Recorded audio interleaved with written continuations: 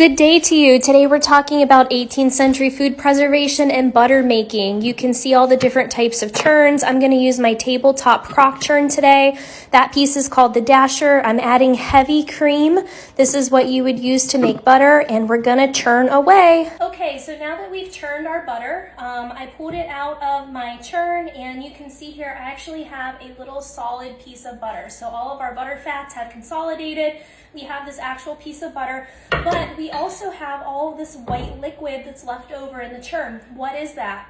I'm about to blow your mind. It's buttermilk, okay? So that's where buttermilk comes from. It's literally the milk that's left over after making butter. But this doesn't taste like the buttermilk you'd get at the grocery store because it's fresh. This tastes more like skim milk if you drink it right now. It's good. But if I was to leave this sit, it would sour or culture, and then you would have your buttermilk. So that is where buttermilk came from initially.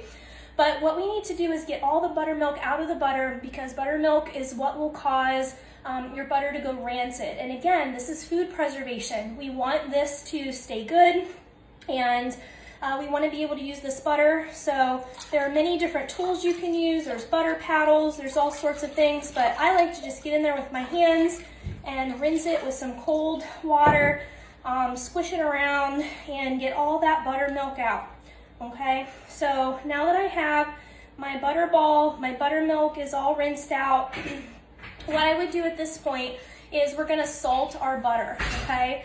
Not only did they salt it, of course, to flavor it, but they were salting it to preserve it. So I have some salt here, some coarse salt, and I'm just gonna roll my butter ball in this salt, and I'm gonna really pack it onto the outside. And this is what they would do in the 18th century. And then once you had this very salt-crusted butter ball, they would put this up on a shelf in their cellar in a cool, dark, dry place, and this would keep for months.